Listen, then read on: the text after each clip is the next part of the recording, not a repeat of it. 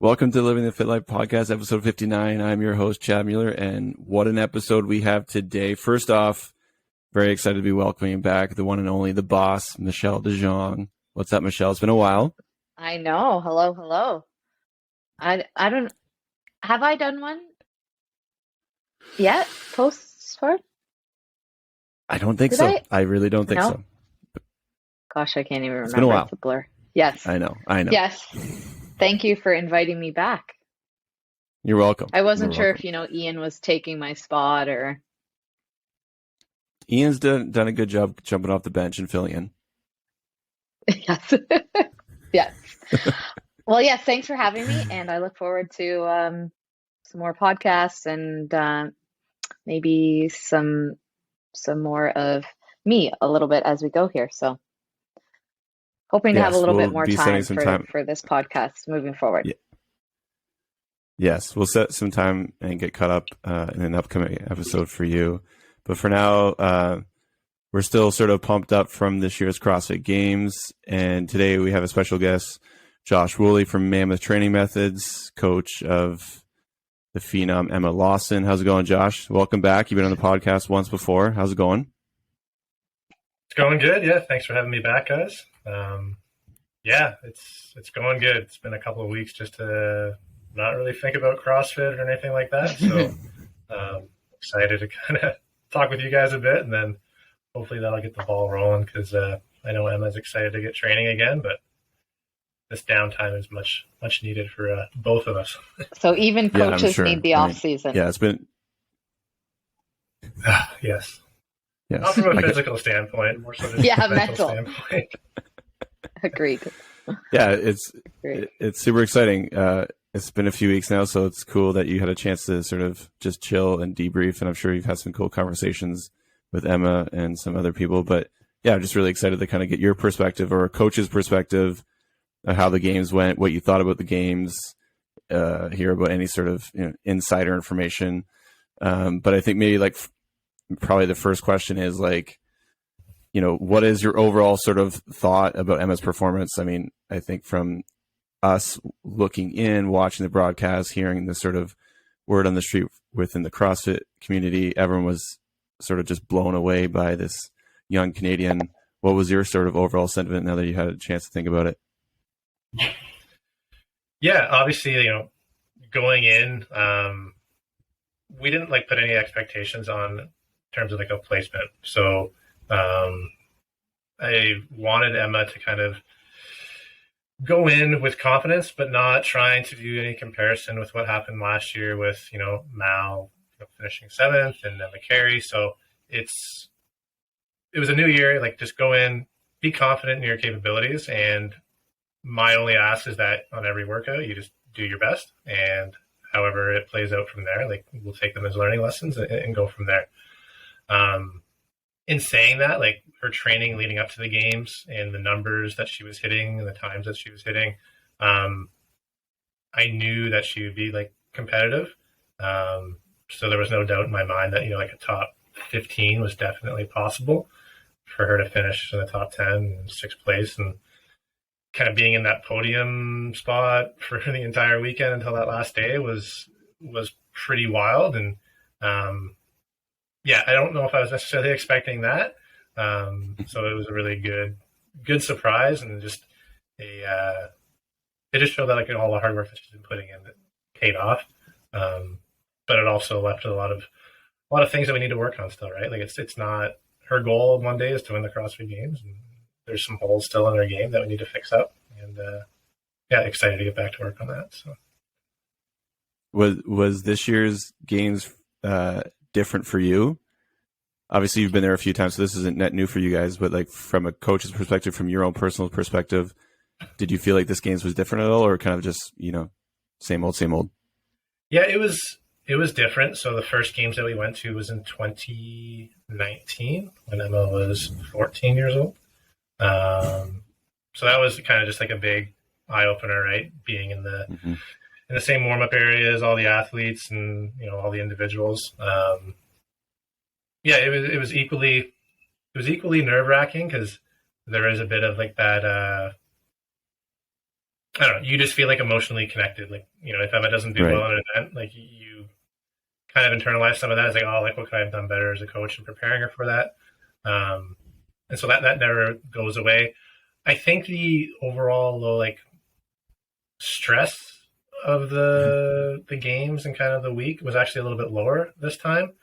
And part of it may have been because like we've been there before. But also part of it was like, you know, like this is just an amazing opportunity, an amazing experience. And like we were okay with just like trying our best, whatever happened. So there was real no expectation in terms of placement. So yeah, like don't get me wrong, like it was still stressful. It was still super busy. There was some chaos interjected with the weather and whatnot, but for the most part, I felt like it went really, really well. And the staff did an amazing job keeping things organized, making sure the athletes and even the coaches had everything they needed. And then dealing with, you know, the weather delays, like they did an amazing job with that too. Right. So yeah, overall, It was like a really cool week. Cool. I obviously we're going to talk a little bit about the games, but I do want to ask a few questions leading up to the games because we haven't talked to you in a while. So obviously, it's a full journey. It's a full sort of year-round sport. How did training sort of go for semifinals? Like, did you have that? Like, both Emma and Jack went to the semifinals at Atlas Games. Were you guys training to peak at quote unquote, you know, peak at the semifinals, or were you guys thinking like the long-term plan is the games and semifinals, we'll just grind it out? Like, do you think about those types of things? Do you have them sort of peak at that time, or? Yeah, so we definitely do like take that into account and think about, okay, when do we want to peak within our season? And it's funny, like if we actually go all the way back to the Open, you know, Emma's finish in the Open this year was 102nd or something like that, which amazing, right? Amazing. Previous year she finished 15th, right? So there was definitely like, oh, like is something changing? Is something going wrong? And then the same thing with Jack, like he didn't have as strong of a showing in the Open. You know, I don't want to say that the Open doesn't matter. Like it does matter. It's a test of your fitness. But we were specifically, I was looking at the long game, right? Like we want to make sure you guys are peaking in this case for semifinals. Like our goal is to get to the games, you know, let's peak for semifinals. And if you guys both qualify, or if one of you guys qualifies, like we'll restructure the plan leading into the games. So, yeah, the plan this year was, you know, let's try to peak for semifinals. You know, maybe they weren't in the peak of performance or the best shape going into the Open, but then the quarterfinals roll around. They both had really, really good showings there, and then we kind of rode that momentum into semifinals there in Atlas. So, yes, cool. Yeah, we definitely did peak for semifinals this year. Such a good structure, Josh. So at Sorry, Chad. I was just wondering, Josh, how you sort of go ahead managed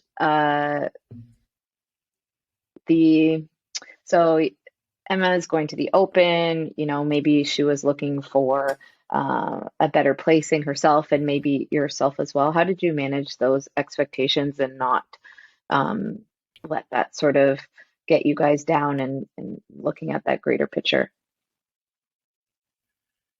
Yeah, so one thing, and it's harder with younger athletes, is like saying, hey, like stay off the leaderboard, stay off social media, like try your best not to get consumed by that. It's hard. It's even hard for an adult, right? Like you get on that and you just kind of fall down that rabbit hole and you compare yourself to other people. I don't say it was like too tough this year, like just explaining to them, hey, like the goal of the Open is just to find the people who are going to do quarterfinals. And the goal of quarterfinals is to find people who are going to semifinals. It doesn't matter unless you're going to win the Open and get some money. Like it doesn't matter if you finish first or second, or if you finish whatever that cut line is. Like all those people are going. And then the same thing for quarterfinals. When it does matter is, you know, semifinals, like top 5, you guys are going to the games, and then top 8 or 6, 7, and 8 are doing the last chance qualifier. So trying to kind of relay that to them was my main focus. You know, I think Emma took it a little bit better actually than Jack. Like Jack had a bit of a tougher go in the Open, and definitely following the end of the Open was maybe a little bit down. So again, working with him, talking him through it, and saying, hey, like, don't worry, like, the quarterfinals are coming. It's going to be more stuff that we've been training, more style of stuff that we've been training, and like just wait. And sure enough, like when the quarterfinals hit, like he crushed it. So yeah, again, I think it's just more so a communication thing, and trying to not set unrealistic expectations at the beginning of the year, but also just teaching them that it is like a journey process, right? You can't be peaked at the top the entire year. Like, you're going to burn out. And again, trying to just kind of take everything in stride. And the ultimate goal at the end of the year is to be on top of the podium. And it doesn't really matter how you get there, as long as you get there. And from That's a a good point. coaching perspective, do you just trust your training plan? Like, did you have any sort of tests along the way that you could say, okay, yeah, this is working? Mm-hmm. Yeah, so I do try to set out metrics based on what we need to focus on in their training. So depending on the training block we're in, we'll set some metrics at the beginning and then try to kind of retest that towards the end. So yeah, it's nice to see some sort of progression, obviously, on those. You know, to say that I don't have doubts would be lying. Like, there's always times where it's like, oh, am I doing enough? Am I doing the right stuff? Like, and even after semifinals and after the games, it was just like, you know, did I do enough to prepare Emma? Did I do enough to make sure she was exposed to everything that she may see at the games? So it's always, yeah, I guess, yeah, like there's times where I'm definitely like, you know, is there more I could have done? And then part of that may just be because, like, you know, I want to see them succeed and I want to see them do really well. So if there's something that I can do or improve on my end, then, you know, I want to be able to do that. So I think it's important to always question, you know, the product that you're putting out there and see if you can improve it. Yeah, that's awesome. I mean, even, yeah, like you yourself are sort of relatively new at this too, right? So it's cool that you guys are all sort of getting experience together. So Emma, obviously Emma crushes the Atlas comps, takes first place. Yeah. Jack has a good showing, has a few bad workouts, just misses out. He has obviously a few spotlight moments. After Atlas, like, what's the feeling at camp? And then I guess my second question is, like, you know, what do you guys do coming back from Atlas games? Like, is it day one, get right into it, now we're going to where we want to go? Yeah, so I guess we'll talk about Jack first, and then we'll bounce back to Emma. So, yeah, Jack, as you said, like, had a couple of really, really strong showings at Atlas in a few of the workouts, and then a couple of the other workouts definitely exposed some of the holes in his game that, again, we need to focus on and tidy up as we move forward. Yeah, he finished 9th at Atlas, so one spot out of the last chance qualifier, but with the guy that tested positive for performance-enhancing drugs, he actually would have finished in 8th, which means he would have got an opportunity in the last chance on that qualifier. Unfortunately, that news didn't come out, and the last chance happened, so he definitely missed out on an opportunity there. You know, I liked the structure of those workouts for him. I think he would have done well. If he would have qualified through that, we'll never know, but I definitely liked his chances in those workouts. Last chance qualifier is a tough. I find that is a really difficult. Yeah. Like, there's a very little amount of placings, and you're taking a lot of great athletes that all probably there's probably like a good 20% of them that deserve to be at the games. It's crazy how difficult that last chance qualifier really is. Yeah, it would be awesome, and I know it's like the logistics of it is impossible right now with the way the sport is, but to have that live and have it awesome. Actual, like, 6 or 7 event weekend would be unreal, so awesome.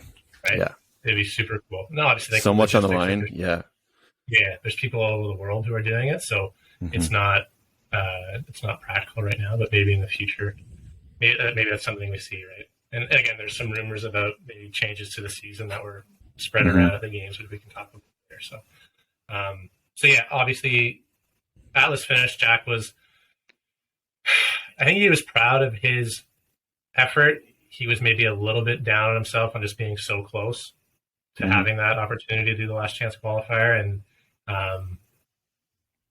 we just talked through it and made a plan for next year. And the nice thing about Atlas for him was that like he got to compete against some of the best athletes in the sport with Vellner and Adler. And, other than a couple of workouts, like held his own pretty well. So if we can continue to kind of clean those things up and maybe dial back a little bit of the things that he's super good at, or just not focus on them on as much. Like, Jack, you don't need to clean 400 pounds. You've already done it once. Like, we don't need to focus on it anymore.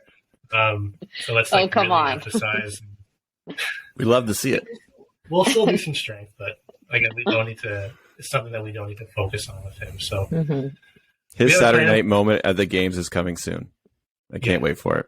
No, for sure. I definitely think he's got it in him, and hopefully he can crack in there next year. So, that's Jack. If we go back to Emma, so people don't know, like very few people know, but Emma actually had a back injury leading into semifinals, and it probably happened, I'm going to say 6 to 7 weeks before semis.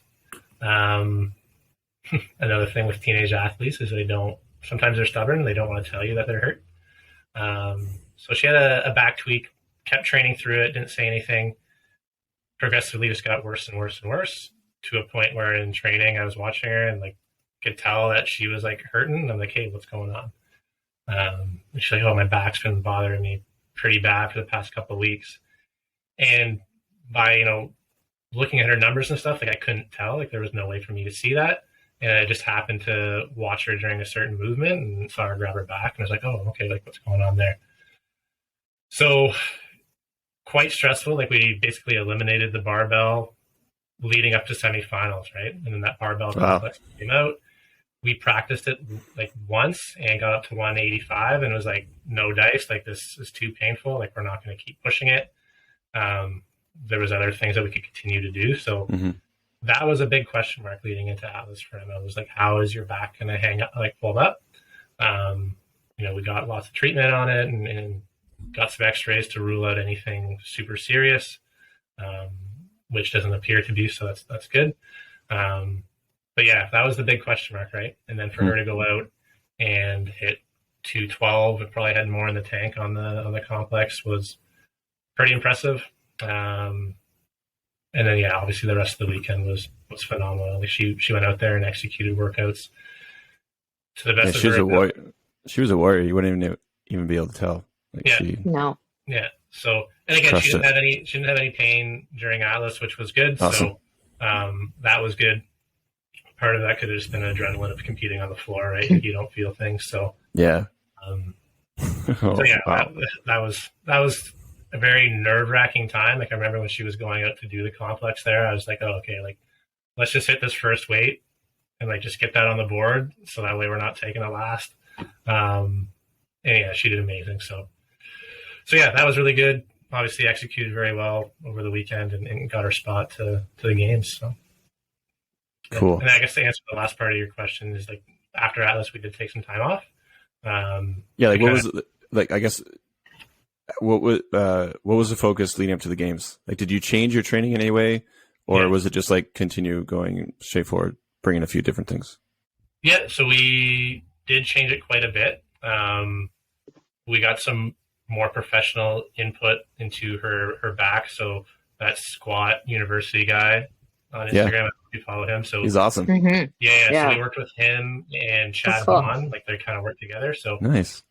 They helped us out with that and gave us some kind of movements and preparatory work for bracing that seemed to definitely help Emma.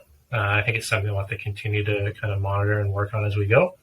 But again, leading up to the games, she never had any issues with her back, which was good. So yeah, after Atlas, we probably took a week off just to kind of regroup, let the body just come back down, chill out. And then leading back into the games, we slowly began to introduce the barbell back in just to get some more strength work in. So again, worked on strength and then just a lot more volume, right? The games is a long weekend. There's a lot of volume that's going on there. So a lot more volume, and a lot of work outside of the gym, right? So not your traditional kind of just metcons and interval work, like a lot of work out in the field, a lot of odd object work, just to make sure that you're as ready as you can be for what shows up. Cool. What does And a lot of volume look like go ahead, Michelle. to you guys, Josh? When you say her volume ramped up? Yeah, so probably once we got through the first couple of weeks after Atlas and just kind of got the body acclimatized to training again, anywhere from 2 to 3 sessions a day. Again, not all being in the gym, but yeah, multiple metcons, multiple interval pieces, and then sprinkling in that strength work. So again, it's hard to kind of put a quantitative amount of time on it because things are all different, but just the number of reps and stuff like that definitely increases as we're leading up to the games. I do got a question about nutrition, and I don't know if it plays a part for Emma because she's so young, but I've always suspected that some of the athletes are maybe leaning out for the games, or are they fueling up for the games? Yeah, so that's interesting. So Emma works with Mike from M2. Yeah. He's been really, really good in her growth and development through the sport in terms of nutrition. So I think that you're probably actually seeing people eat more leading into the games, but again, their volume has increased so much that they may appear to be leaning out, but it may just be like body composition changes. I don't think people are actively losing weight. Like, I don't know if you want to go in unless you have weight that you need to lose, which most of these athletes aren't going to have weight they need to lose. I think it would be like a negative impact on you to actively try to lose weight going into the games. Like, interesting. You're just depleting any of your stores that you would have, and you definitely need them over the course of the weekend. Cool. Okay, good awesome. Question, okay, Chad. so yeah, well, I remember hearing Matt Fraser talk about it, and he said he had a specific weight that he liked to compete at, and he would be a little bit different. But then when it got closer to the games, he would try to focus in on that number for whatever reason. And I always find some athletes, and this is really just on the outside looking in, right? Like, we only can see from 10,000 feet away, but like, just some of the athletes look leaner than they would previously in some cases, and sometimes they don't. And maybe they're just carrying more weight, or maybe it's just the volume of food that they're eating throughout the week and before, just make sure that they're ready to take on the volume of effort. So I'm always curious about that. Yeah, it's funny. Like, people, you get all the pictures and the videos and stuff from the games, and everyone usually looks pretty ripped, pretty shredded. But you have to remember too, like, when you're in the middle of a workout, like, you're gonna have a pump going on. Like, you're gonna be looking great. Right. You go into the back though, like, in between workouts, like, people are just slobs. Aren't walking. Yeah, they're not walking around looking shredded. Yeah, they're lean and they look fit, but they're not having veins bulging out of their shoulders. They just look like fit people. It's nothing. See, that's what I want. I want a YouTube channel behind the scenes in the back rooms. Like, I want a feed 24/7, just cold tubs, bananas, gels. I don't care what. I just want to see it all. That's what I want to see. Yeah, no, there's definitely a lot that goes on back there. So it's cool. Okay. We have to get to the game. So I figured we can just talk this like day by day. Sure. So obviously day one, Emma has a huge debut for her debut in Elite. There's the bike event, and then there's this skills medley. So going into the games, obviously you were talking about different training and stuff like that. So like, obviously with the games different than a semifinal or whatever, there's always some sort of like bike, swim, kayak, whatever you want to call that, some sort of endurance-based machine thing. Did you guys do a bunch of training leading up to that? Because she looked like legit on the bike. She's drafting back behind Tia. Like, that was such an iconic moment, I think, for any Emma Lawson fan. That's a Michelle. So Michelle did all that. So we, Emma's comfortable. Like, she's comfortable on a bike. We hadn't done a ton of road bike work, so I was like, hey, like, let's reach out to the resources we have around us and try to get some time on the bike and get some tips and stuff. And Michelle and Adam were very happy to kind of help us out there. So we did get out for a session and kind of got Emma some familiarity on the bike and how drafting works. And the importance of sharing drafting, which maybe she could have done a little bit earlier with Tia. I'll share that story in a minute. But yeah, like, again, we didn't do a ton of sessions on the road bike, but Emma just does a lot of biking in general. Like when she goes to the cottage with her family, like she's always riding the bike. So I knew she'd be comfortable on the bike. Her capacity's fine, so I wasn't super concerned with her not being able to keep pace. And with the road bike, it was more so just being familiar with how to change gears, just the positioning. Again, it's a little bit different than a mountain bike. So when that workout showed up, I was like, hey, like this is a good one to start off with. Like it's always nice. I was going to ask the nerves and the adrenaline. Like that's a good event for her, right? It's not short, not too much mistakes can be made. Yeah, and so again, like from a strategy perspective, it was just like, hey, like trust in your capacity in the gymnastics movements, and then just remain confident and comfortable on the bike. And if you can get out in front, kind of in that lead pack, it's definitely going to be easier moving forward throughout the workout. I think in the video or whatever, the broadcast, there was like the group that got out in front, which Emma was part of, and then the next group that came out, there was like 3 people who just crashed and like all fell over on their bikes. So it was good to get out in front of that. But yeah, like you said, like she was drafting behind Tia, definitely in the second kind of 5 laps.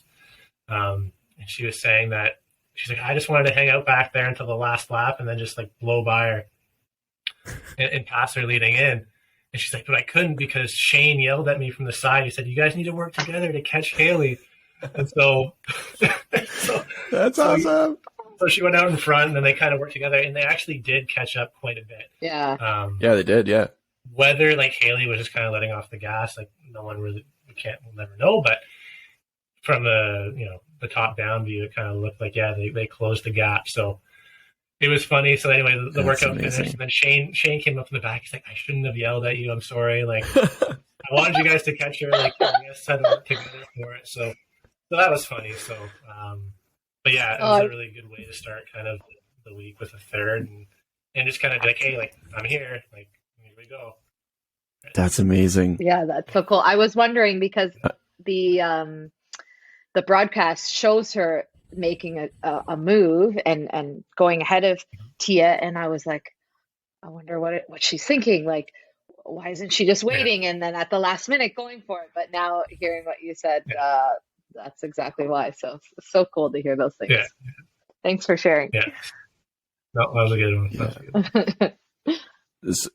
So, what was Emma's vibe like the first day? Like, was she pretty calm and collected, getting kind of involved to like, is she talking to different people? Is she sort of, she's a very mature person for her age. Like, what's the general feel like between you and her? Like, is it just like nervousness and everything's new, or you feel pretty experienced, pretty poised, and just like, everything that we've done up to this point is going to like show on the floor? Like day one was a pretty epic day for her, right? Mm-hmm. She wore the leader's jersey at one point on the first day. Yes. Yeah, she did. So, I mean, as an athlete, like you're aware of kind of the position that you're in, specifically in CrossFit, based on the kind of how you're put on the floor and what heat you're in. So telling her to stay off the leaderboard and stuff is not, she's going to know where she's at. Like exactly. You're going to know where they're at. So you can say that.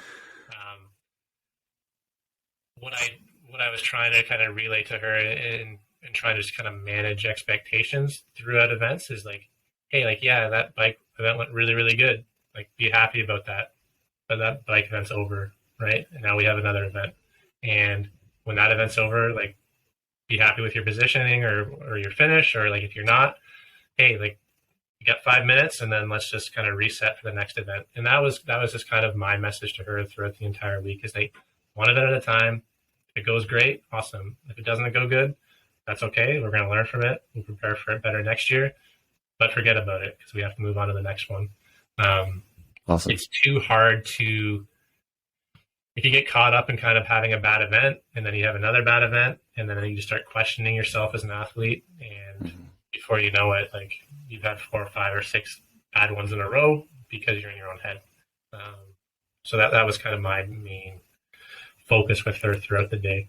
What's the protocol after an event? Do you guys, give yourself 5-10 minutes to talk about it, and after that you just forget it, or it's off the floor? And are you guys debriefing at all? It depends on on the event and how the event went. We'll use the bike one, for example. Like, there was really nothing for me to talk to her about. Like, she executed very, very well, other than the mishap with Shane. Everything was good. So that's amazing to hear. Yeah, we laughed about that a little bit. It's crazy because, like, I think, like, I was part of like 5 group chats. I'm talking to different people, and we talked about like it would be so hard for us to think like not talking about that. Like, it's her first event. She went head to head with Tia and Haley. Like, she was successful. Epic. Like, how do you not like, like, it's so crazy that you guys are so poised. I mean, I understand your goal is not that event, but good for you for, managing that. Yeah. Don't get too high. Don't get too low, and just try to stay even keel, right? Like, there's time. True professional. There's time at the end of the day to kind of reflect on the day, and then the same thing comes in play, right? Like you said, she wore the leader jersey at the end of the day on the last event of day one. And how was that? Like, did you have to? Was there any management there? Like, she gets the leader jersey given to her. She knows what it is. Yeah. Like, is she? How do you manage that? You got to. Yeah. So it was funny. We came after the skill medley, and I was like, you might be in first place. She's like, no. I'm like, no, I think you might be. And then sure enough, when we got back to the athlete warm-up area where we leave our stuff, like, there on her bag was like the red and white leader jersey. And I'm like, I told you. And she's like, oh. So they just leave it on the bag? Yeah, they just leave the shirt. Yeah. Trustworthy environment. Just sitting there. Just sitting. So yeah, I think that definitely made her maybe a little bit more nervous going into that event. And not from a performance perspective, like this workout's going to be extra hard because I'm wearing the leader's jersey, or like, it was more so just like the eyes on. And that was kind of her main kind of worry. And I just kind of reminded her of like, hey, like, when you go out there and they say 3, 2, 1, go, like, you're going to forget about all the fans and everyone watching you. Like, you're just going to go out there and be able to execute the workout. And again, just do it to the best of your ability. Like, hey, if you win the workout, great. If you don't win the workout, that's fine too. Like, just do the best you can, and we'll recap it, when we're done, and go from there. And I think that maybe kind of helped her a little bit because, she went out there, they called her name, like, she was smiling, but then as soon as like that workout started, like, you can see the shift in kind of her like personality. I don't want to say her personality, but like her facial expression, right? As soon as they start that countdown, like, it's eyes forward and she's ready to fight. Yeah, that video. Yeah.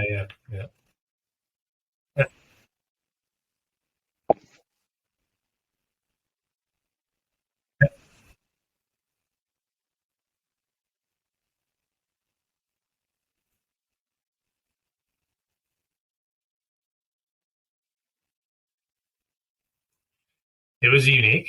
So I understand why the single unders were put in. I also understand why the legless peg boards were put in. I felt like the last round was maybe a little bit gimmicky with the double under cross, and then the press to handstand on the parallel bars.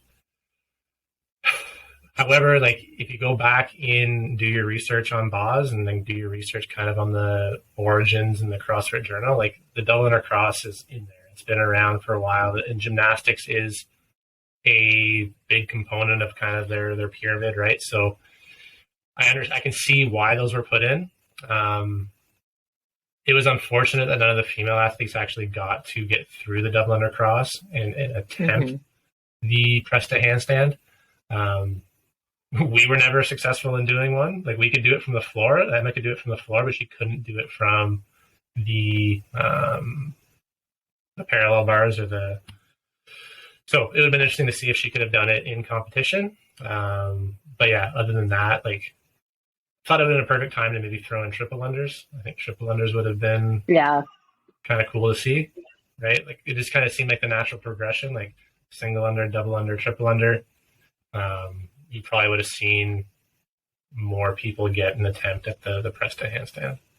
So, but interesting that like people struggled on the single skips, right? Like, there's like your base thing, right? And like, to punish them by saying, hey, like if you trip up, you go back to zero.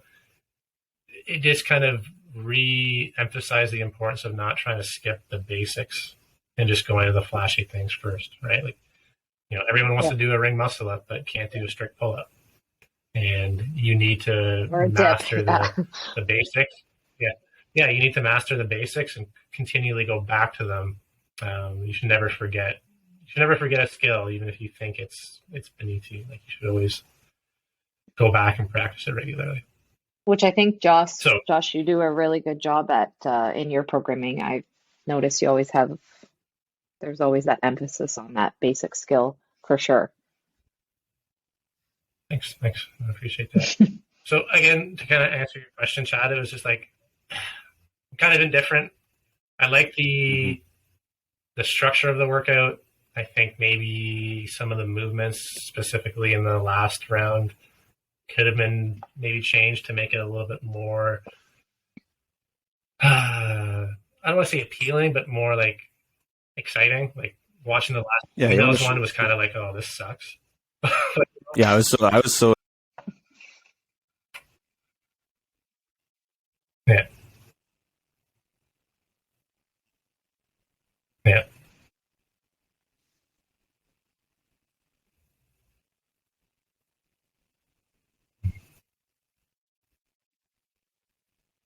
Yeah. Yeah. So, Josh, the question is, if it was triple unders, would Emma have gotten them done? Yeah, she would have gotten through the triple unders. So she regularly does. Yeah, I don't say we practice them all the time, but she has the capacity to do them. Cool. And so yeah, like we would have gotten through the 25, I have no doubt, and then the pistols again where she made her bread and butter in the first two, and then it just would have come down to whether or not she could have done that press to handstand, and we'll never know. So yeah.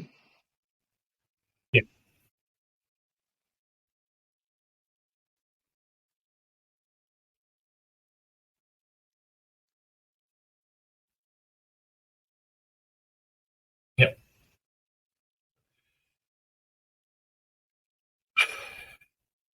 I think from the majority of athletes, like they were pretty actually happy to have something that day instead of nothing. A lot of the athletes that we had talked to and the coaches that have been through before said like that Thursday or that rest day would just kind of be a weird day, and like it could definitely derail you going into Friday. So to have something on Thursday, I think I was fine with, Emma was fine with it. I was happy that they didn't change that workout. So during the briefing on Wednesday, they're like, hey, like if it rains and it's wet, like we're still going to go ahead. We're just going to go to strict press instead of push jerk, right? Or shoulder to overhead. So it would have changed. I think it would have changed kind of the outcome in that workout, because some of the, maybe, I don't want to say heavier girls, but some of the girls that had a bit more mass to them, a bit more strength to them, even if their run was a bit slower, they would probably be able to rep those out a little bit quicker.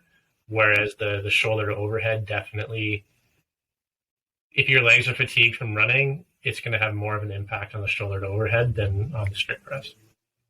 So, yeah, I was happy they moved it, and then it made like, again, the workout was what it was supposed to be, which was nice. From a coach's perspective, did you at all consider, or did you hear anybody consider like sending it for one of the workouts? I was, for me in my head, I was like, some people will have to just either run really fast and just take a lower one, or did you think just keep it even keel on both? Yeah, so I definitely knew that there'd be some athletes who would just try to send the run. Or so again, it's a very interesting workout, because it definitely, as long as you can move a barbell, I think you would do okay. But if you could run and then maybe not move the barbell quite as well as someone else, you're probably going to do better than them in both, because you only had a finite amount of time to get that work done. So for the most people, like the 400 wasn't a big deal. Like they would run it in a minute 30 to a minute 40. So they'd have 30 to 20 seconds to do their lifting. depending on how well you recover, that next 600 window, like some of the women who maybe aren't the best runners, like they only had 10 to 15 seconds to get a lift in. And then same thing for the 800. So that window of time to work on the barbell definitely decreased for them. And so I guess in my opinion is the workout was more tailored towards a runner who could move a barbell, on average decently, but not maybe the best as some of the other athletes, if that makes any sense. Yeah. What was the like percentage for Emma? It was 200-pound barbell. What percentage of that for her like PR? So the most she's ever jerked is 250 from the blocks. Okay, so like 70 to 80%. Yeah. Would you say that's yeah? I guess so. Then, yeah. Okay, makes sense. 80%. Yeah. So did you run the numbers yourself in your head? Like, okay, you're gonna run this, and you're gonna have this much time, so you should be able to do one every 4 seconds. Like, were you running the numbers before going into the strategy to tell kind of Emma? Yes and no. So like I know what her paces are on the run for a track. Now with that shuttle run, like there was definitely a slowdown period and a speed up period with the turns. And then I guess my direction to her for the lifting part was like try to take your hands off the bar, right? Get that barbell on your shoulders, get it overhead, bring it down, keep your hands on, so that way you can just walk into the next lift. It's funny, like as a coach, like when you're there on the sidelines watching, like you have no control or impact on what your athlete's doing. And like, I don't care what kind of, if you're the best coach in the world, like when your athlete's out there, like your role was in the past. Like, so what you've done in the past to prepare them for that point is what's going to happen. And that's what they're going to default back to. So I could tell Emma, hey, like run this pace, run this, run that, do a lift every 4 seconds or whatever. But it's up to her to execute what she's capable of doing on the floor at that moment in time. And I think she does a very, very good job at that. What I try to do is kind of just give her some insights into, how are we going to transition from one piece to another, and maybe here's an area where you might be able to save a second or two, which as we go further through the weekend, like a couple seconds in certain workouts would have made a huge, huge difference in the leaderboard. So, cool.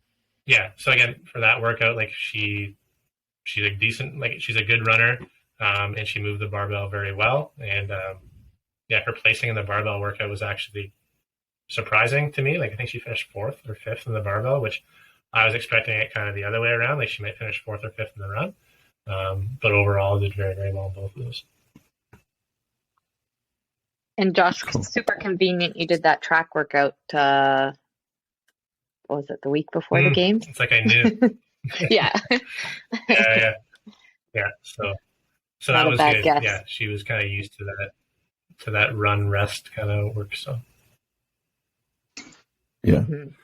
So you're 2 days in, day 3. Would you say the volume of the test up to that point is typical training? Like you would say most of the athletes weren't wrecked at that point leading up to the Capitol? Yeah, I would say most people are probably feeling pretty good. Okay. It would have been interesting if that lift run event was still on the Wednesday, like if we had good weather.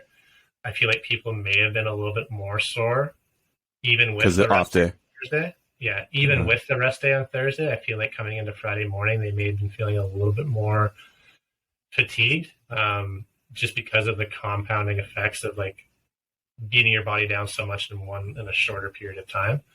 I think a lot of people are feeling it in their triceps and shoulders from the Elizabeth. But the traverse. It was the traverse for us people. Like it was just like by the time you got to the dips, your shoulders and triceps were just totally burnt. So I would assume that would be somewhat of a new movement for Emma, or did she do that in school? I don't think she's done it in school, so that was a bit of a new movement, and again, just trying to kind of best manage that.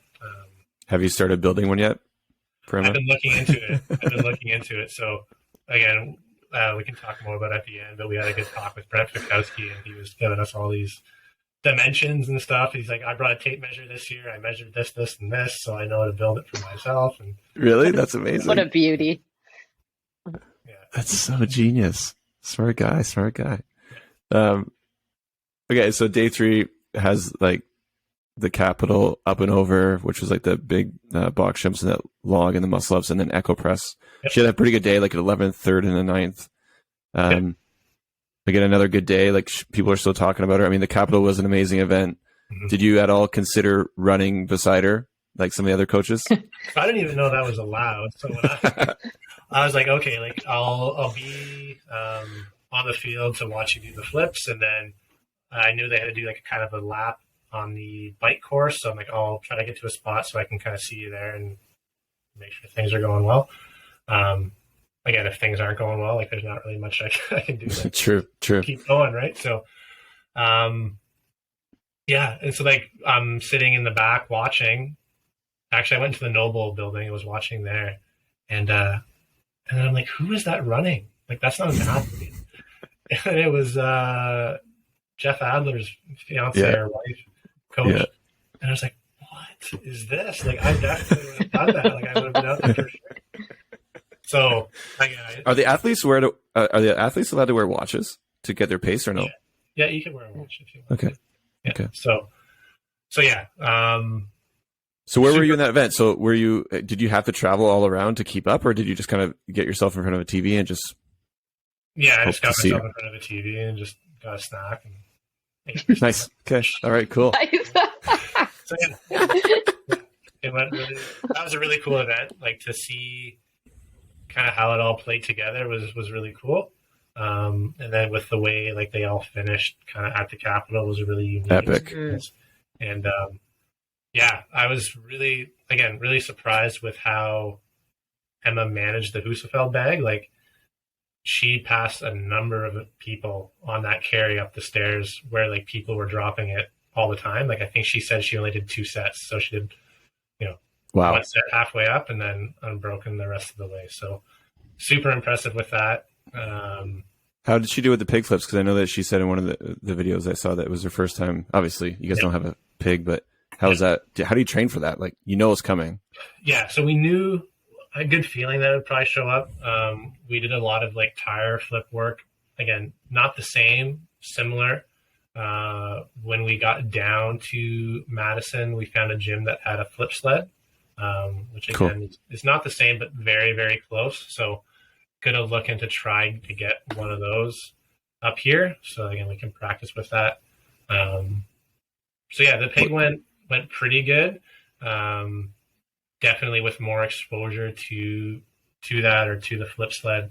Could definitely like take some time off on those 20 reps and may have seen her kind of break into the top 10 on that workout or higher. So it went good. She said the pig flip went well. There was one rep.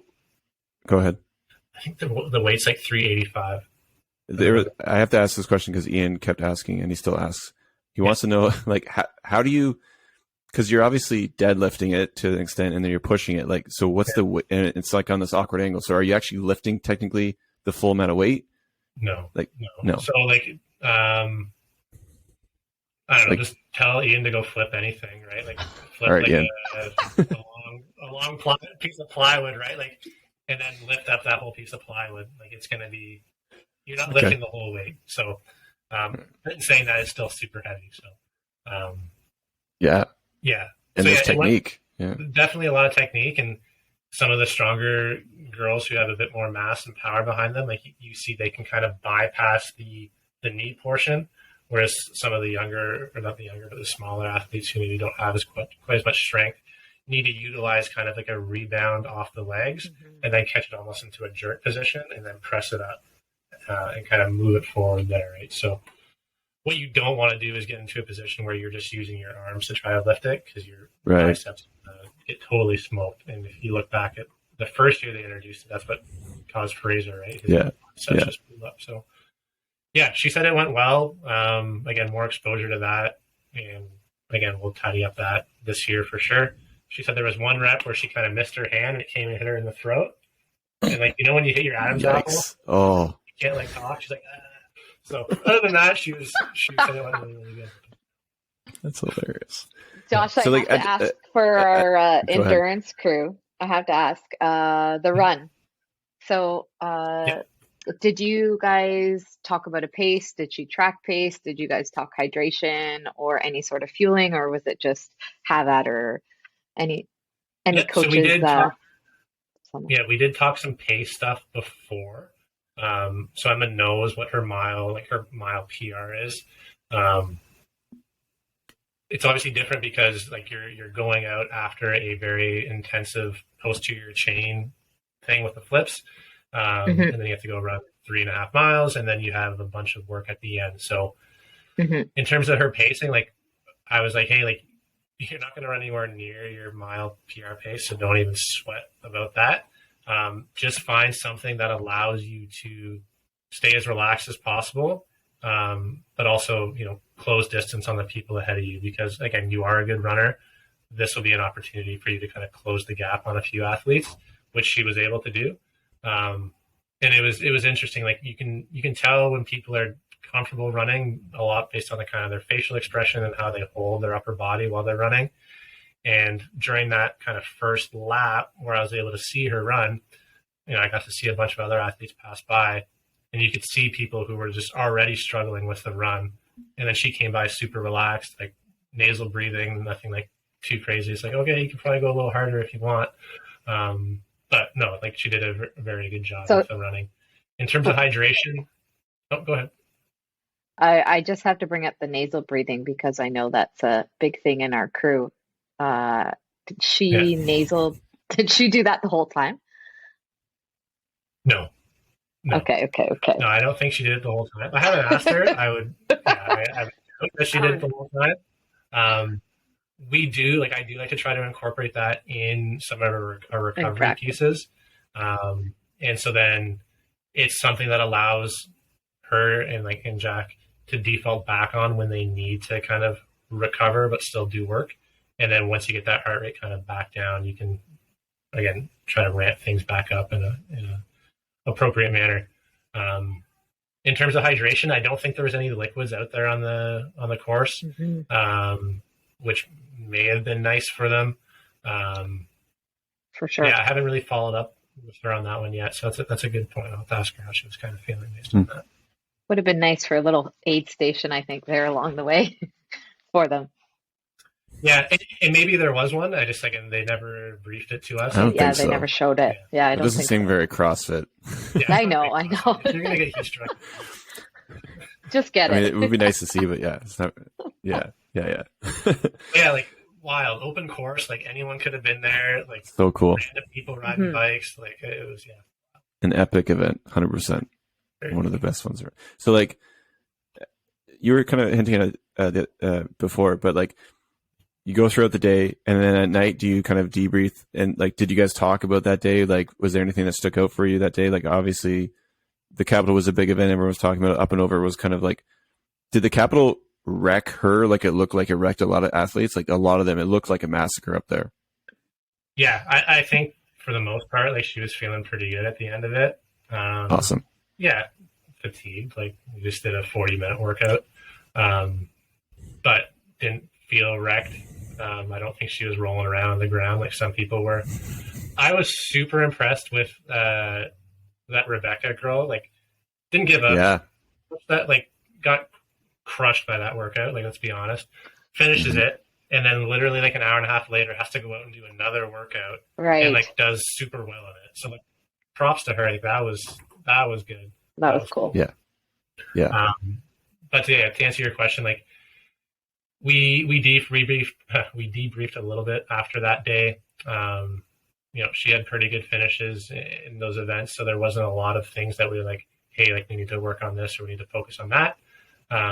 It was more so again just kind of keeping things level, not getting too high, and just managing expectations as we headed into Saturday. So yeah, how do you manage the day, right? So like in the morning, the Capitol, big event.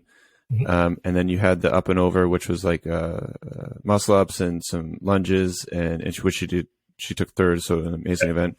And then that night was the Echo Press, which was the bike and the deficit wall handstand things. How do you manage the time between the workouts? Like, is it really like we see it like cold tub, hydration, back at it? Like, do you have to manage it, or are you guys just flow through the day, kind of like you would do a normal training session? Yeah, so I try to manage it as much as I can, so that way she doesn't have to focus on anything other than just competing. Showing up. So, cool. Yeah, we cold tub usually right after the event, so it's nice if they're on the field. Like when they come off the field, there's a warm up area there. They have the cold plunges and the cold tubs all set up. There's probably like 20 of them, so like no one has to wait. So yeah, we'll hop in there for a few minutes and then get some fuel into the body, kind of recharge. If there's time before we have to move, we'll do a cool down and some stretching. And then, again, they ran a pretty tight ship in terms of having us where we needed to be. So a lot of times we would finish a workout, have time to kind of do our cold tub, and then they'd take us back to the athlete area, like the main athlete area. So we'd go back there and either go to a briefing or a hangout. And then again, when we're hanging out, like we're eating, she's on her phone doing whatever teenagers do on their phone. Yeah, and I'm more so just kind of, again, okay, what's the next workout? What's the warm-up protocol that we need to run through? What are some things that we want to talk about in terms of how to execute that workout? And then, yeah, just making sure, again, she's fueling and staying hydrated. And, yeah, other than that, like it's pretty low-key in the back at that point in time. Cool. The fans of the podcast would hate me if I didn't ask this question, but day 1, day 2, day 3, obviously Tia wasn't in the leader jersey. I think in day 3 she took it over, but it was Haley, Mal, Emma, kind of all three of them. I know Emma wouldn't answer this question, but was Tia sort of like eyeing Emma up, or like was she fierce, or any sort of like rubbing shoulders or bumping shoulders, or bring it on, little kid? No, I mean, come on, give us the juice. Come on. No, okay. So the bike thing happened on day 1, which was funny, and then obviously, and Tia will be the first to admit it. Like day 1 didn't go great for her. She obviously wasn't where she usually is, and maybe didn't execute on workouts as she thought she would have.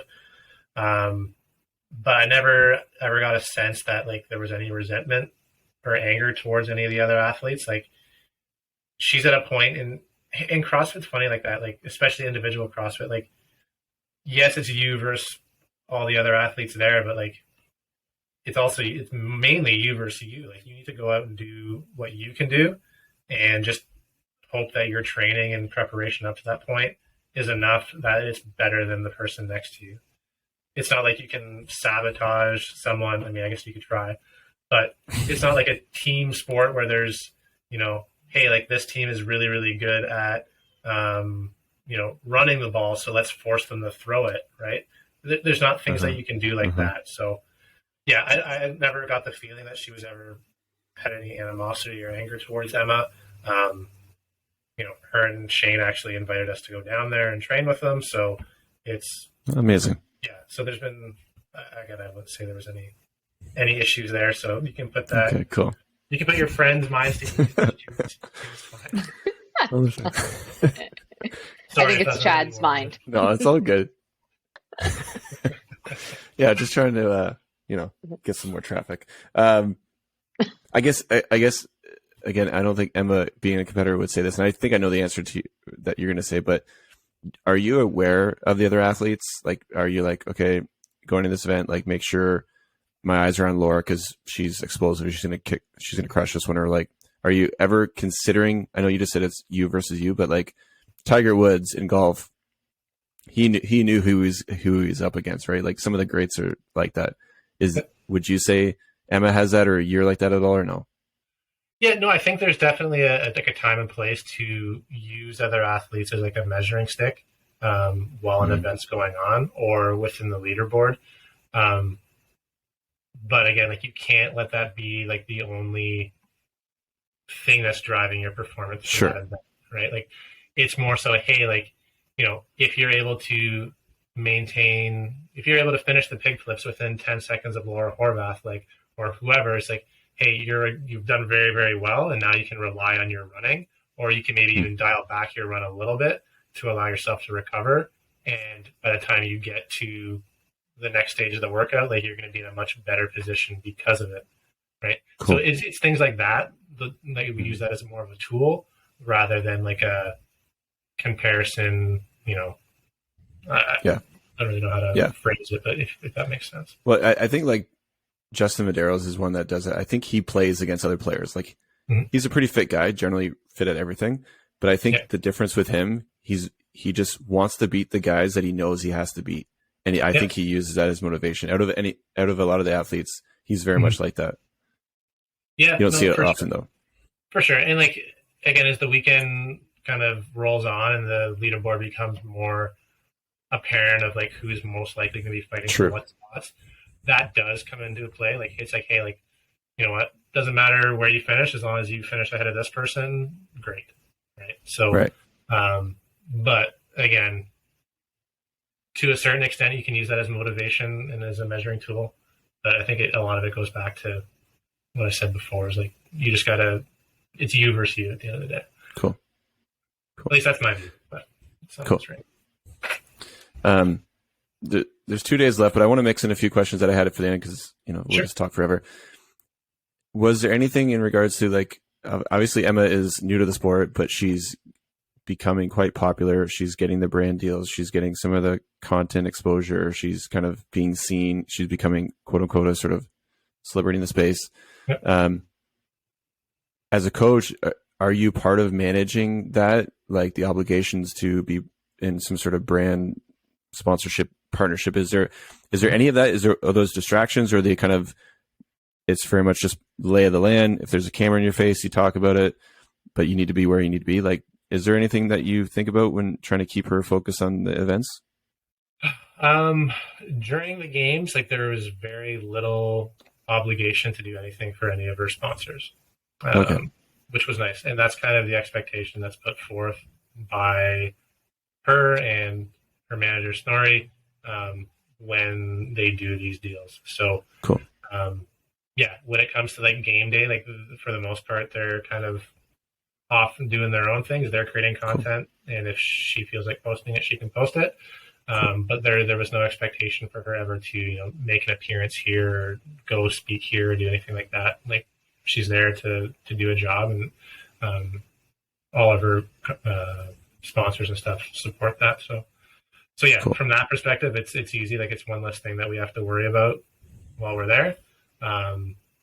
And again, it's one less thing that I would want her to have to worry about when we're there. Like, there's enough to focus on with competing. Like, let's eliminate anything we can that isn't necessary for your performance. Makes sense. Okay, so jumping to Saturday, there's the swim workout, and then the workout hat trick was a cool event, and then the sandbag ladder. I want to jump to the sandbag ladder event. Saturday night is always kind of a cool thing. That's also probably that is her worst finish of the weekend. That's also sort of the event that sort of led to I don't want to say an unsuccessful last day, but the last day, obviously, she took some of her worst finishes. And going back to what you said before, did she flare up her injury on the sandbag ladder? No, she didn't. Okay. So I heard Ian say that she grabbed her back. So I went back and watched it, and I was like, did she grab her back? And I think she was just grabbing her belt and readjusting her belt. I haven't talked to her specifically about that, but after I asked her, how's your back feeling? Did that bother your back? And she's like, no, it was fine.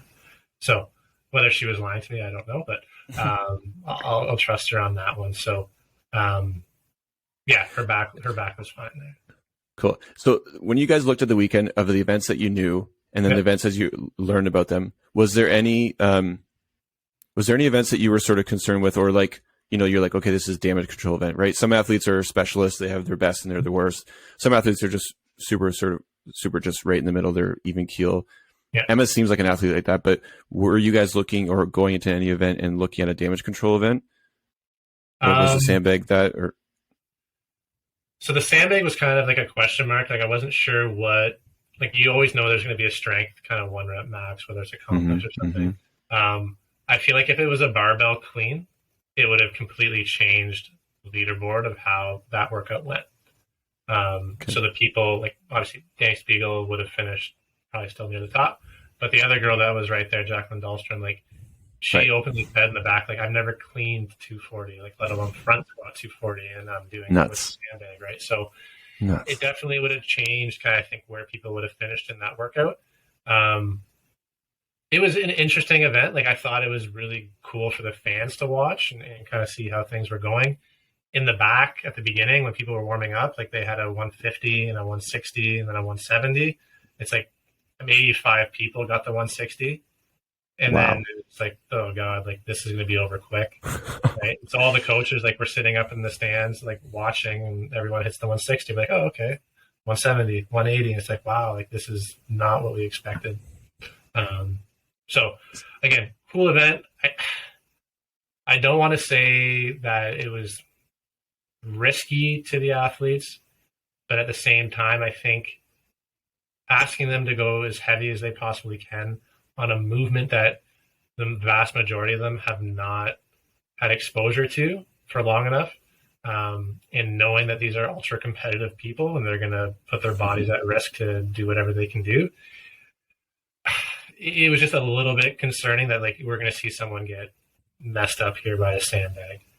For sure. There was a few that were super close to like, oh my God. So I'm glad no one got hurt. Yeah, I'm glad no one got hurt or too terribly hurt that they had to withdraw. So, I was just thinking like CrossFit is going to get ripped apart from the internet for this. Like some of those lists were like, geez, yikes. Yeah. So, yikes. It was an interesting event. Okay. Got to get some more heavy sandbags, I guess. Yeah, add that to the shopping list. Yeah. There's $1,000 at Rogue. So with the how was Emma feeling before the sandbag ladder? Like was she still feeling pretty good? Was there any soreness? Like it looked like a lot of just like midline, like lower back was just like everybody seemed sore. Was she sore at that point? Like day 4, like what are you thinking as a coach? Like we have 1 day left. We've made it through the most volume that she'll have up to this point. Like, were you thinking, things were pretty good? She's feeling pretty good. Yeah, I think she was feeling pretty good. Like the swim in the morning was a nice way to kind of start the day. And then I forget what the middle event was because they all kind the hat trick one, which was like the wall ball, and then the dumbbell snatch, which was those 70-pound DBs looked super light. Yeah, that was a cool workout. And that's a workout where like those seconds mattered, right? So as I mentioned before, so I think she finished 9th. Did she finish 9th? 10th. I have written down 15, 10, 33. Yeah. So 10th. So the 2 girls that finished ahead of her beat her by a second, right? And so Emma got a couple no reps on the wall balls and 1 no rep on the overhead the snatch. And over the course of 3 rounds, like there's got to be somewhere where you can make up a second, right? That means running a little bit faster to the wall ball. And so those are little things that we'll have when we have our debrief, because we haven't had our debrief yet.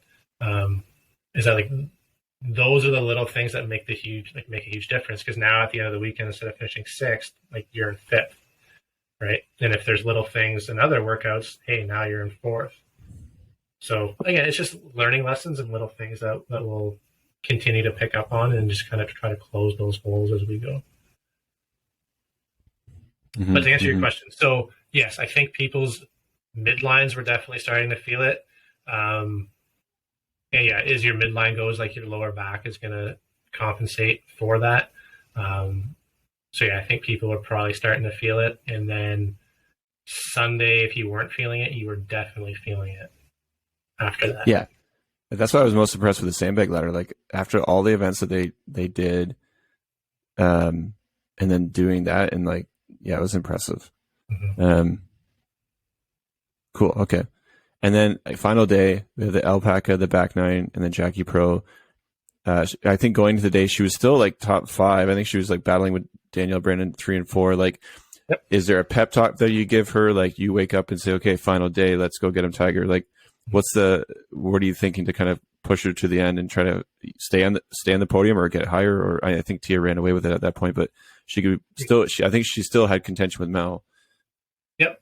So yeah, there was a bit of a gap generated like between Tia and Mal, and then Mal and and Emma. So Emma was actually third going into the day. So there was a small leaderboard change in the middle of the night for whatever reason. That's one thing that you don't get insight into why things are changing. Like they don't tell you. It is the way it is. So that'd be nice to kind of know why or what changed. But yeah, going into kind of the last day, it's like, hey, like you control your destiny now, right? Like it's, only you are going to be able to determine what's going to happen. And we only knew one workout at that point in time, right? So we knew it was the alpaca one with the sled push, the kettlebells, and then the rope climbs. And we don't even talk about that because changing that. How rattled were you guys? Changing that workout. Because I was so rattled. So for Emma's. So again, here's the thing that's like, it's not in our control. Everyone is experiencing yes, the same. coach. Yes, coach. Coach's okay. answer. Coach's answer. So that's what I'm telling Emma. That's what I'm telling Emma, right? But right. in my head, I'm like, man, like this completely changes the workout. Totally like, changes it's no longer now. Yeah, it's no longer a workout where, yes, like the kettlebells are going to still be the majority of it, but think about like the impact that's going to have with that legless seated rope climb with the negative control down. And like Emma's really, really good at rope climbs and legless rope climbs. And when we were practicing those before they changed the event, like she was flying off the rope, no problem. So she was super excited. She's like, oh, this will be a good workout. Did it change the podium? Probably not. Laura Horvath is amazing at rope climbs too. She still probably would have finished third overall. Do I think it would have maybe changed Emma's position? Maybe one spot. Right. She took 24th in that event. But yeah, so I think with the rope climbs in there, we're probably looking top 15 or something. Top 20. Yeah, top 20 for sure. Maybe top 15. But was she rattled or she was? I think she was more upset that it was raining because she just doesn't like the rain. I mean, nobody does. Yeah, she wasn't like super rattled. Like she was like upset, but at the same time, she's like, you know what? I don't have any control over that, so I'm just gonna control what I can do, and that's just my effort. And again, she gave it everything she had, and that was a heavy sled. Yeah. And those kettlebells are heavy, and we need to do some more kettlebell. I think they'll work. bring that workout back next year. I think they'll do the full. That's a cool workout. Yes, that's the one. That's the one thing I wrote down after that weekend is that like this workout will show up again, and it'll be in its entirety. So cool. I mean, yeah. So you're heading in the final day. She has a podium spot, but she's got 3 workouts. She doesn't know the workouts. Is she I guess, would you say the last day, I don't want to call it unsuccessful, but like, because I think her overall weekend was a huge success. But obviously when you're sitting in a podium position and you have 3 workouts left to do, I know that's asking still a lot, but she has somewhat of her worst finishes in the final day. Would you say it was the volume of the entirety of the weekend that caused her that, or was it the specific workouts that just weren't in her wheelhouse? Because I'm also asking the order of events, right, was the big topic of CrossFit this year. And some say, well, Tia would have always been in first place if the order would have switched, or Emma would have never had the big first day if order was different. Like, what would you say about the final day in the context of Emma? And So I'll preface this by saying like Emma's mindset definitely shifted going into that day. So prior to that, like she knew she was in third in the podium spot, but she wasn't like I just want a podium, right? Like that wasn't like kind of on her mind. Friday morning, it's like I want a podium, and that's, as a coach, like that's a nice thing to hear. It's like, hey, like yeah, you want it, and that's good. And then ultimately, like, yeah, those workouts, the first 2 workouts weren't great for her. Like eliminating the rope climb definitely eliminated the thing that she'd be very good at in that workout. And then the second workout was just super heavy. Like that. Yeah. And that yoke especially was super heavy. And with kind of the back issue that we had leading up into semifinals and not touching the barbell for so long, like that, we definitely took a hit on her overall strength. I don't want to say that what caused her to struggle in that workout. Like, she just needs to get stronger, and that's something that we're aware of. The clean, it was fine. Like the 215 clean and the front squat was fine. The deadlifts were heavy. The most that we've ever pulled in training has been, I think, 325. So like she was pulling pretty much a 1 rep max, 3, right? And so again, like, to get through that workout and feel good and not be totally destroyed was kind of a success in my book. I know she was probably a little bit disappointed to see her kind of fall out of that podium spot at that point. But then she's like, you know what? Like, I really just want to try to get Rookie of the Year. Cool. And you got one workout to do it. So like, go out and just give everything you got. Cause there's nothing after this. Like, they're not going to throw you a surprise one. So go out and just get it done. And then whatever happens. And like, ultimately, like, I remember saying this to her. I was like, Emma, like, when we started, when you were 13 years old, like, would you ever thought that on the last day as a 17-year-old, you'd be at the CrossFit Games in the final heat competing with the people you're competing with? And I think that kind of helped her. There you go. Put her mind into kind of perspective. Oh man. Goosebumps. Like, who would have thought? Yeah. And so, and then she went out and that last workout was a very unique workout with the. Did she have to sell it for that run? And then was that a pretty hot pace for her? It was a hot pace. I don't say it was all out. Like, it was fast. I heard Chrissy O'Connell had to PR her row to finish that. That's impressive, man. That's insane. Yeah. And I got to watch the row because I guess she was flying and she PR'd. Good for her. Yeah.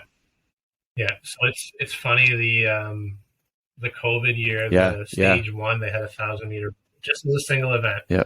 Right. And so I think her time was like 3:43, and that was the fastest she'd ever done it.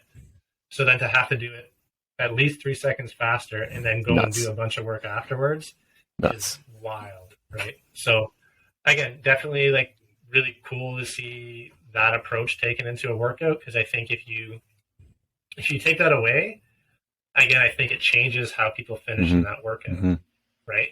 Like, you're going to see people who are maybe a little bit are able to pace the road fast, but still be like as rested or fresh as possible going into the thrusters. You're going to see those people kind of be a little bit more, I think, do a little bit better in that workout. But yeah, it was very, very neat to see kind of that workout unfold. Amazing. So you didn't answer this question, but would you say the volume that she experienced had any play in her last day? Would you say the volume had any play? Like, do you think that she is like able to handle that amount of volume? Yeah. So I'll answer the two questions. So I don't think the volume was the issue. I just think the events. Load, like, it was just like the overall strength that she needs to be on the top of that podium. Like, that's where we need to kind of fix it in those holes. And it was made evident in those two workouts. So the sled workout and the other workout. The volume of work, I don't think, was an impact. Yeah, everyone, you're going to be tired and fatigued after doing that much work, but I don't think that was the issue. And I wouldn't say that, like, I think someone made a comment about like her CNS being fatigued. Probably, or I read it somewhere. And someone made a comment about her CNS being fatigued, and it's like, well, like, I think everyone's CNS is probably going to be a little bit fatigued. And it wasn't like they had a ton of loading on their bodies up to that point, up until Sunday. You could say the sandbags like were heavy loading, but maybe if you got into the later bag, or if you had the bag on your chest for 45 seconds and inchwormed it up, like Emma didn't have that. So I wouldn't say her CNS was fatigued or an issue, more than just kind of the general fatigue that you'd experience over a course of a competition. So yeah, I don't think those were the issues. Again, it's just one of those things we need to work on, is getting stronger. And then the order of the events. So yeah, obviously things played out very well on the first day. Emma got the opportunity to get the leader's jersey in the third workout. Had the run overhead workout been in on the Thursday, would that still have happened? I'm not sure. Like, you can go and look and we can compare the numbers and see if that would have happened. but that's sport, right? And things happen that way. And you could also say too, like, hey, if the workouts just showed up in a different order throughout the same workouts, but you just mixed them around, yeah, maybe she wouldn't have been in third the entire time. Like maybe you would have seen her make more of a climb up the leaderboard rather than, a quick spike, a stay, and then a slight drop, right? I think you still would see her finishing where she finished. And I don't know if you can say that necessarily for every athlete, because I think the mental aspect of things, like if you are not doing as well as you think you should be doing, it's very easy just to kind of shut it down and coast. Like I'm not going to push as hard as the person next to me, because like I'm not going to get into that last heat, or I'm not going to, I'm not going to get to the podium or whatever your target is. Yeah, I think that's what Emma's superpower is her mental game. I think some athletes have it, some athletes don't, right? And they just train, and they become great. Yeah. But I think that's something that people don't see. So I think it's amazing. I wanted to ask Michelle. Speaking of that, Josh, does she have a? Sorry, I don't know if mine's delayed or. No, go ahead. I always cut you off. Yeah. No, does she a mental coach? Have a mental coach? Yeah. Or is that you? Yeah. So she does have both a little bit. Yeah. No, she does have a mental coach that she's been working with and speaking with. I don't know if that has been tailored towards her on-field performance. I think it's been more so handling different stress and pressures outside of competition. Cool. Everyone looks at these athletes and thinks that, hey, like they're only having good days in the gym and PRs all the time and stuff like that. And that's so far from the truth. Like it's hard work, and like they make a lot of sacrifices, and there's times where, Emma's in the middle of a workout and like breaks down, like and is emotional about it. And part of that is, again, learning and growing as an athlete and understanding that you're not always going to have, the best days every day. But it's hard. It's not just the young athletes that this happens to. I remember seeing a post from Amanda Barnhart, who's a seasoned games athlete, top 10, multiple years in a row. And like leading up to the game, she made a post about like how she just, horrible day today. Like my skin's breaking out and I felt like crying and stuff like that. And nothing was going right in the gym. And so it happens to all of them. And for any athlete that says it's not happening to them, like I have a hard time believing it, or maybe they're just extremely fortunate. So yeah, I think a lot of like the work that her mental coach has done with her has kind of helped her with that. And then, yeah, it's funny. I like to sometimes call myself like, her mental coach or CrossFit coach or her tutor, help her with her homework when she has issues there too. The whole thing. That's amazing. Awesome. What was your thoughts of the test put together? Like, did you enjoy it? Did you think it was well suited for someone like Emma? Was it a good overall test? Yeah. And again, I don't want to say it was well suited for someone like Emma. Like I would like to hope that regardless of the test that's brought forth, that Emma's going to have the capacity to complete it and excel at it.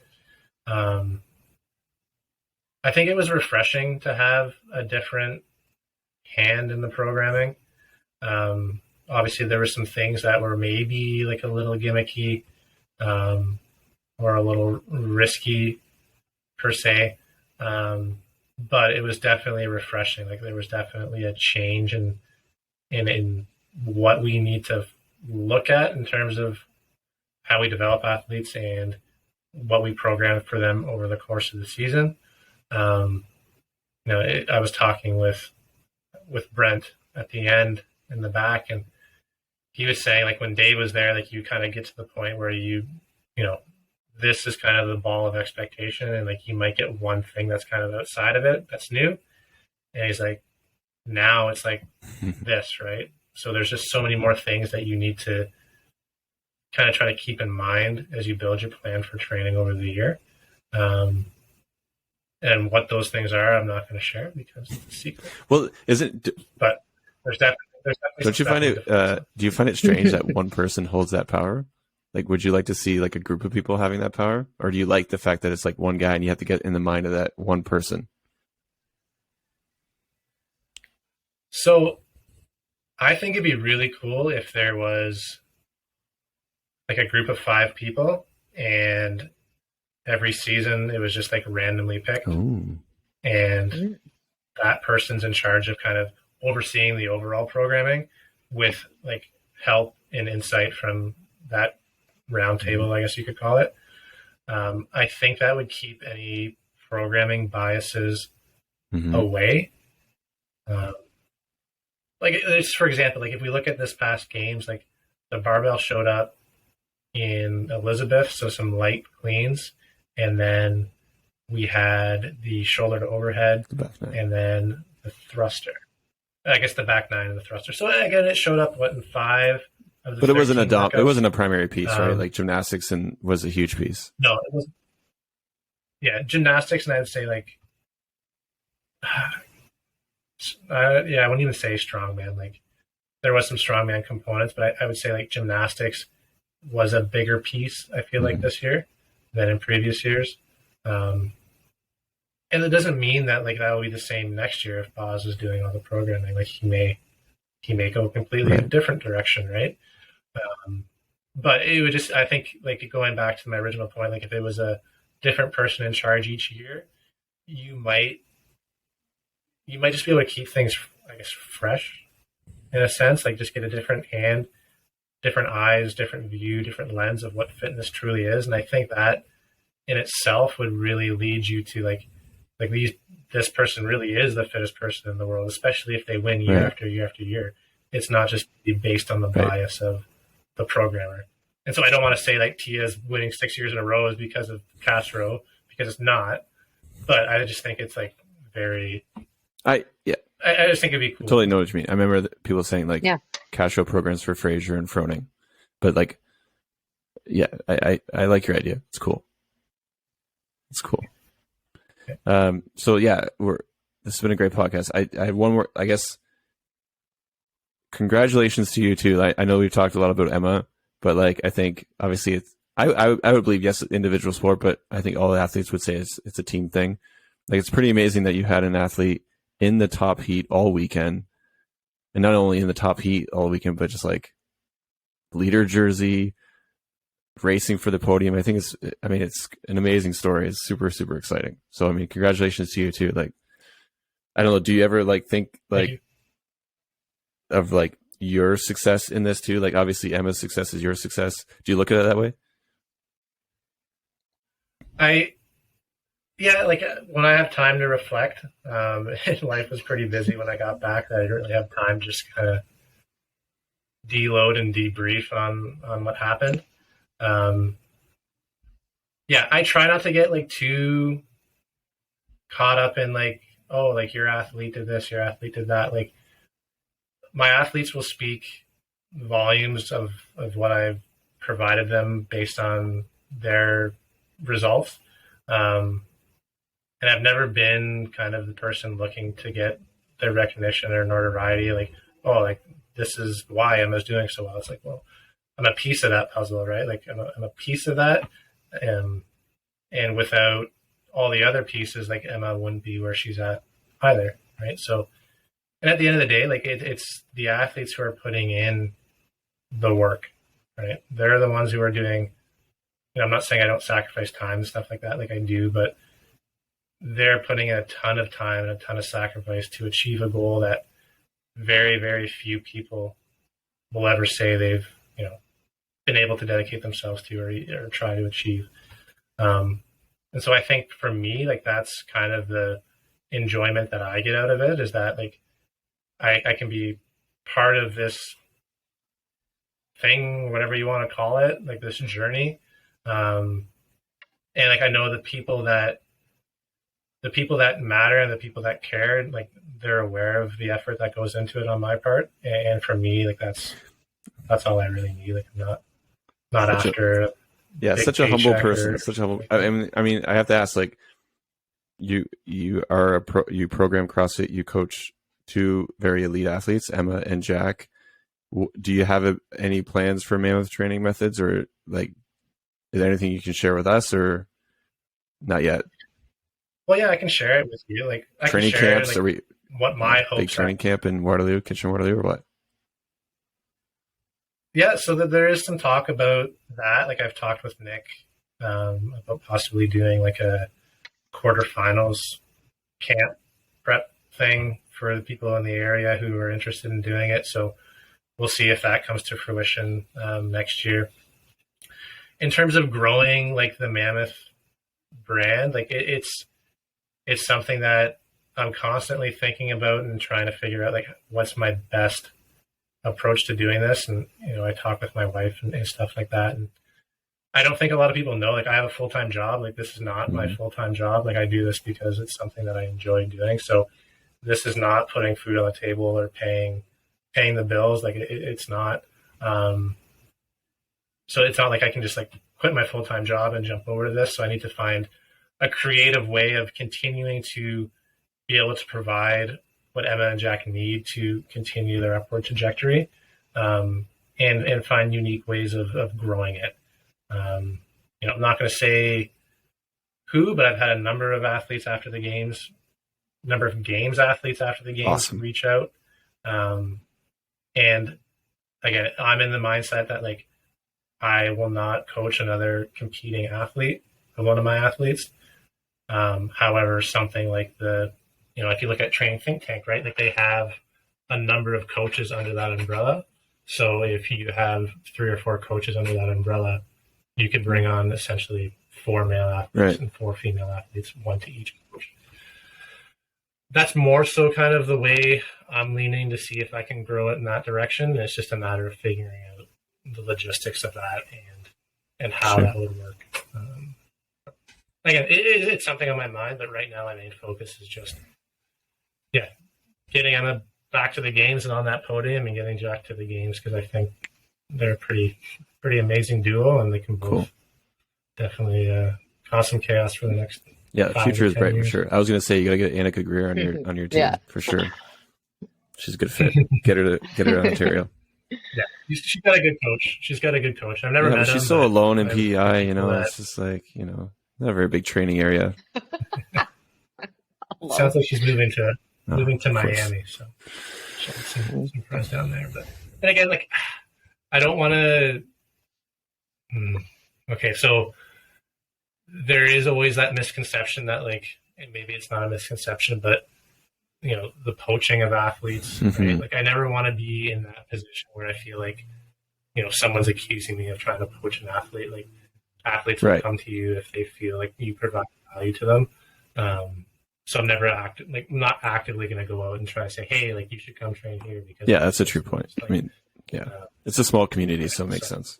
Again, it is a small community. And again, I mean, a fellow Canadian coach, I wouldn't want to be in that position. Like, I wouldn't want someone to try to come in and steal Emma, even though I'm sure they have. Cool. Just leave it at that. It's the exciting part.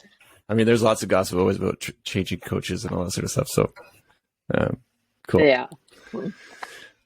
Cool. Josh, I have one more question. To circle around. We have to do a part 2. I know. There's lots to talk about, but all the listeners, you know, so many of us were pretty jacked up watching the CrossFit Games, and I know it gets people hyped up, and it gets people excited for the season ahead. Just for sort of your average Joes like us, if you look at all of the different areas of fitness that we could focus on, if you could choose like one area for an average Joe to start with, strength, aerobic capacity, sort of, what would you suggest that they sort of use as that foundational? That's a really good question. I know that's a loaded and hard question. It is kind of, but no, it's fair. So I guess if we look back at this year's games and we look back at Boz saying, like, to know where you're going, you have to know where you come from. I don't know if he said that. Sounds pretty good. The other guy said it, but it sounds like something he would say. CrossFit has like that triangle, right? and the bottom of the triangle is your nutrition, and then I believe it's aerobic capacity, and then gymnastics, and then weightlifting and throwing, and then sport at the top. And based on all the gymnastic stuff and the new gymnastic stuff we saw, I think, focusing on that aerobic capacity and the gymnastics, not just like the fancy gymnastics, but like the body awareness stuff, basics, the strict work, Carl, the basics. Yeah, like you're never gonna see crazy advanced gymnastics in CrossFit, but like it'll definitely test the basics, right? Like any 10-year-old gymnast is going to dance circles around even the best CrossFit athlete when it comes to gymnastic stuff. So yeah, focusing on those two things, I think, is for newbies or beginners is going to be super important. Because again, I think developing that aerobic base can take time. So does strength, but I feel especially for like a newer person, like once you gain awareness of your body and proprioception through gymnastic stuff, that will lead over into weightlifting, right? Knowing how to control your body in space, especially under load. And you'll be able to develop strength relatively quickly, especially if your training years are a little bit lower. So again, I would personally focus on the gymnastic stuff and the aerobic stuff, and sprinkle in a few bicep curls here and there. Love it. Thanks for that. To add that for the listeners. Thanks, Josh. Well, I think that's a good point, though. I think that's the message that Boz wanted to share this year. Like, because I think whether if you're an OG in the CrossFit space or you're like deep into CrossFit and you love like the methodology and you're studying it, you know the triangle and like, but a lot of people just, it's surface level, right? They don't know. They just see the power cleans and the bar muscle ups and people laying on the floor. They miss the pyramid of the nutrition and the aerobic base and like the step, right? And it's very foundational. And I like how Boz kind of continued his messaging around that theme. Like these things are like single inners. And the way that they did the handstand push-ups this year. So it's really cool to remind people that's not always flashy, right? We watch these videos online of these people doing flashy skills, but it's really, it doesn't have to be like that. So. Yeah, no, for sure. I was going to ask I don't think I asked. Highlight of the weekend for you. Highlight behind the scenes story. Question. Highlight. Last question. Like any, like just like a highlight that you could take away. Highlight, if anything. No, there's lots of things to take away. Highlight.